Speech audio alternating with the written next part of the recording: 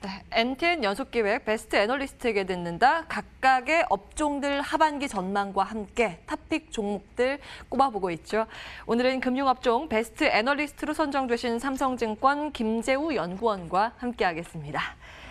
안녕하세요, 연구원님. 네, 안녕하십니까? 예, 먼저 수상 축하드립니다. 감사합니다. 예. 그 리포트 잘 보고 있습니다. 예. 근데 요즘은 내시는 거 보면 전통 금융주보다 어째 뭐 카카오뱅크, 네. 네이버 파이낸셜 이런 핀테크 관련 네. 분석 많이 내시더라고요. 맞습니다. 그 내용 잠시 뒤에 보도록 하고요. 예. 먼저 전통 은행주부터 보겠습니다. 네. 한때 기준금리 발표한 이후에 뭔가 반짝 상승은 이제 불확실성이 해소됐다라는 측면으로 오르긴 했습니다만 네. 이번 달 들어서 그 추세가 좀 꺾인 것 같거든요. 주가 흐름부터 짚어주실까요? 예. 일단 은행주는 통상 금리랑 같이 많이 움직이는데요. 국내외 장기 금리, 뭐 가령 10년물을 기준으로 놓고 보시면은 지난 달 말부터 이제 빠르게 상승했던 금리가 6월 중순 들어서 다시 약세로 좀 돌아섰습니다. 이제 그러다 보니까 국내 은행주는 물론 이제 해외 은행주 같은 경우에도 좀 상당히 이제 좀 유사하게 약세를 보이는 모습을 보였었고요. 결국 그러다 보니까 관건은 이제 금리라고 보시면 될 것 같아요. 그리고 그 이면에는 그냥 단순히 이제 중앙은행이 금리를 올린다 내린다라는 것보다는 결국에 이제 경기 회복에 대한 기대가 어떻게 금리에 반영되느냐, 이제 그 부분이 가장 큰 관건이 될 것 같습니다. 한편 이제 절대적인 주가 레벨로 보면 최근 조정으로 인해서 주가는 좀 매력적인 수준으로 좀 들어온 것 같습니다. 물론 이제 은행주는 먼저 말씀드리자면은 다른 이제 주가랑 좀 다른 주식과는 좀 다르게 상단에 대한 저항이 굉장히 좀 큰 업종인 점은 좀 인지하실 필요가 있을 것 같습니다. 예를 들어서 작년 주가가 합리적인 주가였다라고 이제 좀 가정을 해본다라고 하면 분명히 작년에 비해서 올해는 금리도 낮아졌고요. 그다음에 영업 환경도 코로나19 때문에 좀 어려워졌죠. 그러다 보니까 작년 주가 수준을 넘어설 수 있는 정도에 대한 이제 그런 부분에 대한 고민은 좀 있을 수밖에 없는 이제 그런 상황입니다.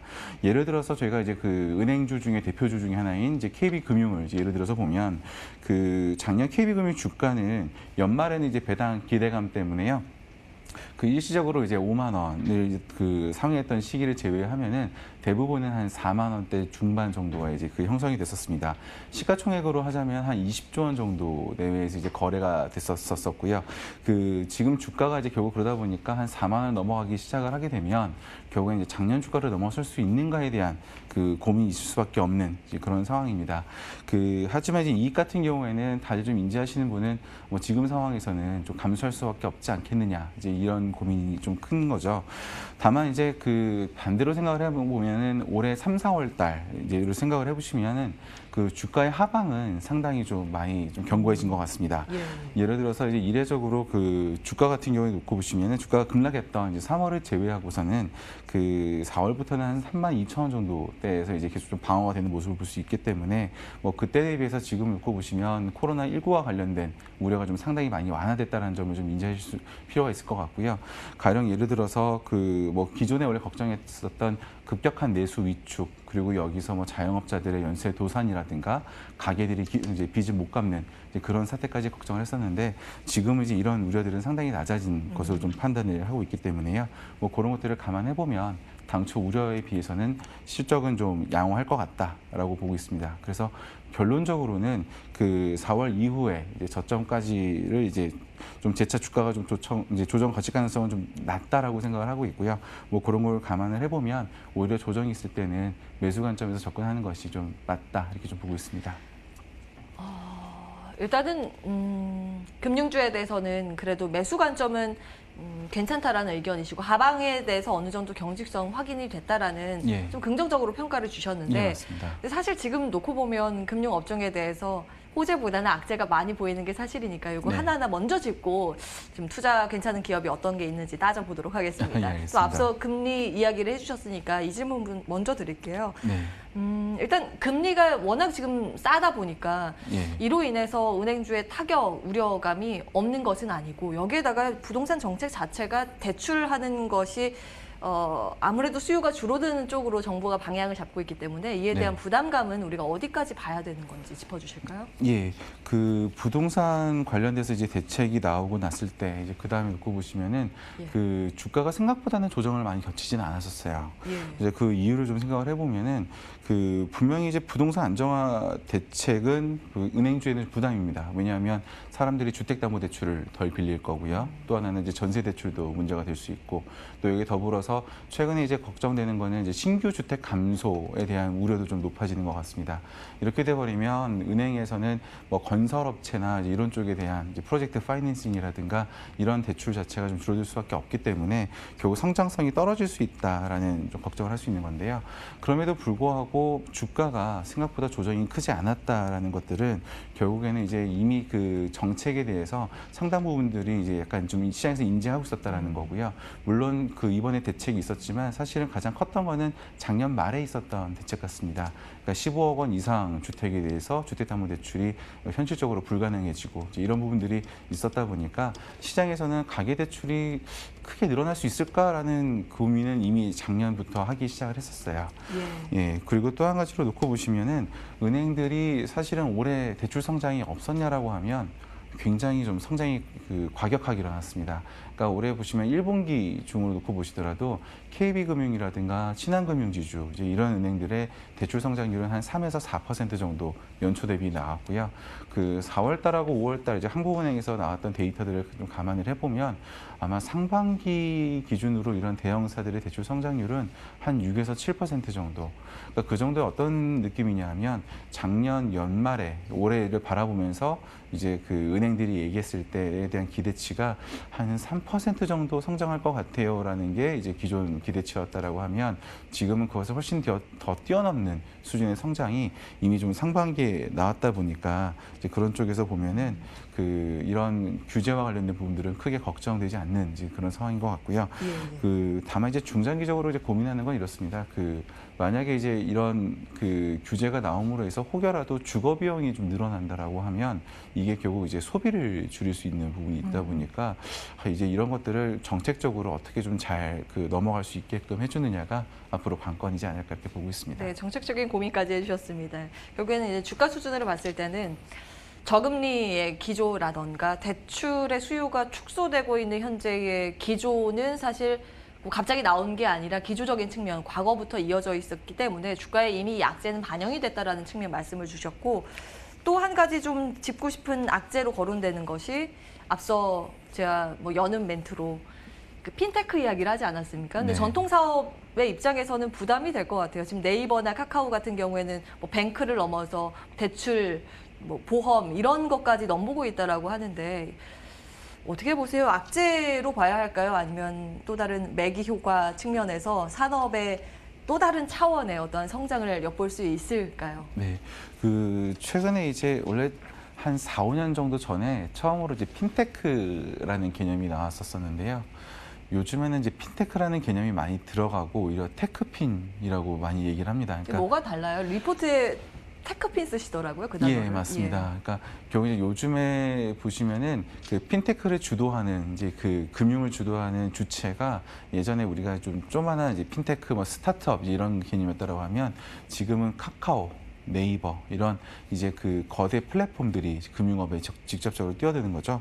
그 예를 들어서 최근에 가장 화두가 됐던 게 그 네이버 통장입니다. 그러니까 네이버가 이제 통장을 만든다라고 하니까 저도 많이 좀 놀라셨어요. 아, 네이버에 내가 이제 예금을 하게 되는구나. 이제 이렇게 많이 생각하셨는데 사실 본질은 네이버 통장은 미래셋 대우증권의 CMA 계좌입니다. 그 브랜딩을 이제 굉장히 좀 절묘하게 잘했다라고 생각은 드는데요. 어쨌든 그 여기에 이제 핵심은 뭐냐면 그 혜택입니다. 그러니까 네이버라는 플랫폼과의 협업을 통해서 결국 금리도 3%를 주겠다라는 거고 여기다가 결제했을 때마다 또 추가적인 이제 그 혜택을 주다 보니까 이렇게까지 이제 들어온다라고 하면 이제 그 금융사들이 이제 고민일 수밖에 없는 거죠. 더더군다나 최근에 카카오도 마찬가지입니다. 카카오도 작년에 보시면은 그 카카오뱅크가 굉장히 좀 히트를 쳤었고요. 특히나 이제 그 안을 좀 뜯어다 보면은 모임 통장이라든가 아니면 26주 적금 어떻게 보면 카카오톡과 연계를 해서 나왔던 상품들이 굉장히 좀 히트를 치다 보니까 이렇게 됐을 때 과연 금융은 어떻게 대응을 할 수 있을 거냐라는 거에 대한 고민입니다. 즉 플랫폼의 서비스와 금융을 묶어서 들어왔을 때 금융업이 그 금융업만 가지고 여기에 이제 대응을 하기에는 좀 쉽지 않지 않겠느냐라는 거고요. 특히나 이제 우리가 그 과거에 한 은행을 예를 들어서 말씀드리자면 은행의 경쟁력이 무엇이냐라고 하면 은행의 많은 지점망 이제 이런 부분들을 많이 말씀하셨는데 요즘에 다들 생각해 보시면 지점 잘 안 가실 거예요. 이제 결국 은행 지점에 가지 않다 보니까 은행 입장에서는 판매 채널, 고객과의 접점 이제 이런 부분들이 굉장히 좀 많이 훼손되는 상황이고요. 이제 그런 부분들이 지금 와서는 그 플랫폼과의 어떻게 연계를 할 수 있겠느냐 이제 그런 거에 대한 고민이 좀 커지는 상황입니다. 다만 이제 금융사를 놓고 보시면 크게 두 가지인데요. 처음에 말씀드린 건 이제 지금까지 말씀드렸던 거는 판매 채널인 거고요. 앞으로 이제 봐야 되는 부분들은 그 제조 역량입니다. 예를 들어서 카카오뱅크가 들어와서 자산이 20조가 됐다 그러더라도 은행의 대출이 줄었다라는 얘기는 못 들으셨을 거예요. 아까 말씀드렸던 것처럼 은행의 대출은 빠르게 늘고 있습니다. 결국에는 여기서 인지할 수 있는 부분은 결국 은행의 대출이라든가 이런 고유한 기능들은 자본을 활용을 해서 이제 레버리지를 일으키는 이제 이런 산업이다 보니까 그런 쪽에서 봤을 때에는 결국엔 이제 그 자본력 그리고 이거를 어떻게 활용하느냐 그런 부분들이 앞으로 좀 관건일 거고요. 결국 금융사들은 판매 채널과는 다르게 어떻게 해서 고객에게 가치를 줄 수 있느냐를 이제 고민하는 그런 시점이 오겠죠. 이제 결국에는 이제 투자자의 관점에서는 그러면 아예 금융주 말고 차라리 네이버, 카카오 이걸 사버릴까 이런 생각이 고민이 들 수밖에 없는 상황이거든요. 이게 네. 시간상 마지막 질문이 될 것 같은데요. 뭐 전반적인 앞서 상황들 짚어주신 것을 토대로 해서 하반기에 금융주에 대한 전략, 뭐 카카오, 네이버까지 포함해서 탑픽 하나 꼽는다면 지금이라도 좀 사볼 만한 기업이 있다면까지 녹여주신다면요. 네. 그러니까 그 저희가 생각하기에는 1차적으로는 그 하반기가 아마 이제 하반기라고 하면 2분기 실적 이제 시즌부터 시작을 할 거고요. 그 여기서 이제 아마 관건이 될 수 있는 부분들은 일단 실적이 잘 나올 수 있느냐에 대한 고민일 겁니다. 그러니까 주가가 이미 상당히 매력적으로 이제 내려와 있는 상황에서 실적들을 놓고 보시면은 상당히 좀 양호한 모습일 것 같고요. 물론 이제 최근에 감독 당국에서 얘기하는 거는 그 은행들이 이제 보수적으로 충당금을 미리 적립을 해야 되지 않겠느냐 이제 이런 얘기를 많이 하시기 때문에 그런 부분들은 일부 있을 거라고 보고 있습니다.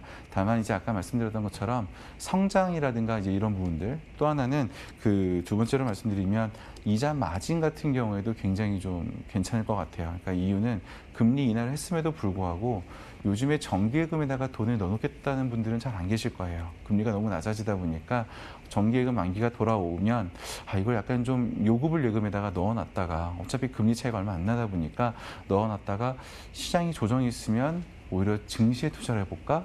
이런 생각하시는 분들이 많기 때문에 은행 입장에서는 오히려 이게 마진의 호재로 지금은 작용을 하고 있습니다. 물론 장기적으로는 어떻겠지 모르겠지만 당장 놓고 보시면 은행들은 실적은 뭐 이자 단이나 뭐 이런 분들에선 크게 문제가 없을 거고요. 마지막으로는 충당금도 선제적인 충당금은 들어갈 수 있지만 요즘에 보시면 자동차 업종에 대해서도 정부가 뭐 대대적으로 대책을 내놓는다라든가 이러한 정책이 나오기 때문에 그 충당금 쪽에서도 뭔가 그 부실이 발생해서 이제 늘어날 수 있는 여지는 적기 때문에 뭐 그런 쪽에서 보시면 오히려 매수 관점에서 접근하는 게 나을 거다라고 생각을 하고 있고요. 다만 이제 관건은 배당입니다. 은행이 그 카카오나 네이버처럼 성장하는 산업에 있지를 않아요. 결국 성장은 구조적으로 떨어질 수밖에 없을 거고요. 그 투자자분들 입장에서 결국 고민하는 거는 지금과 같은 저금리 기조 하에서 은행이 높은 배당을 줄 수 있다라고 하면 그게 굉장히 좀 매력적일 수 있다라고 보실 것 같습니다. 그래서 뭐 그런 관점에서 보면 그 하나금융지주가 이번에 이제 유일하게 은행주 중에서는 중간 배당을 하는 회사인데요. 7월 달에 아마 그 배당이 결정이 될 것 같습니다. 그래서 그때 이제 어떤 수준의 배당이 이제 결정이 되느냐가 앞으로 은행들의 이제 배당과 관련된 그 당국이나 아니면 그 은행들의 스탠스를 좀 엿볼 수 있는 이제 그런 모습이 될 것 같고요. 만약에 이제 그게 어느 상당한 시장에 좀 상당 수준 기대에 부합을 한다라고 하면 뭐 그게 오히려 좀 하나의 좀 긍정적인 트리거가 될 수 있지 않을까라고 좀 내심 기대를 하고 있습니다. 저희가 이제 선호하는 종목을 말씀드리면 저희는 여전히 이제 대형주 중에서 배당이라고 했을 때 결국 자본, 어떻게 보면 은행 입장에서 고간인데요. 그 고간이 튼실한 회사가 훨씬 더 주주에게 돌려줄 수 있는 룸이 크다라고 생각을 하고 있고요. 뭐 그런 관점에서 보시면 뭐 KB금융지주라든가 하나금융지주를 좀 추천드리고 있는데요.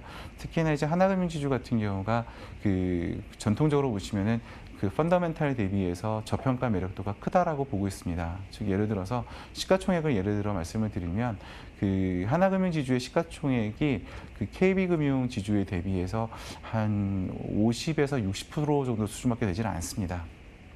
그런데 그 분기에 벌어들이는 이익을 놓고 보시면은 거의 한 70% 정도 수준까지 지금 벌어들이고 있기 때문에 뭐 그런 관점을 놓고 보시면 오히려 그 반등하는 구간에서는 하나금융지주 주가가 훨씬 더 탄력성이 좋게 나타날 수 있겠다라고 좀 보시면 좋을 것 같습니다. 네, 두 종목 말씀 주셨네요. KB금융, 하나금융지주.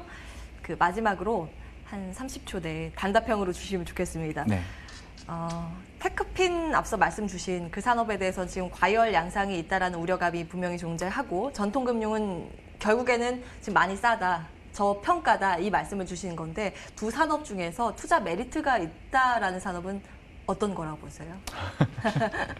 어렵죠. 예, 양 끝에 있는 두 산업 두 섹터입니다. 전혀 다르기 때문에 그 결국 이제 가격적인 측면을 일단 첫 번째 보실 것 같고요. 두 번째로는 구조적인 성장 이제 두 가지 놓고 본다라고 하면 가격은 분명히 은행주가 매력도는 있지만 중장기적으로 내가 가져간 성장을 보고 투자하신다라고 하시면 뭐 저희가 이런 말씀드리기는 뭐하지만 뭐 플랫폼 업체가 더 좋지 않겠습니까? 예, 여러분들 투자하시는데 참고할 만한 힌트가 나오긴 했네요. 예, 참고해 주시기 바라겠습니다. 물론 가격적인 부분을 저희가 배제할 수는 없으니까 그 내용까지 따시면서 참고해 주시기 바라겠습니다. 지금까지 삼성증권 김재우 연구원과 함께했습니다. 고맙습니다. 네, 감사합니다.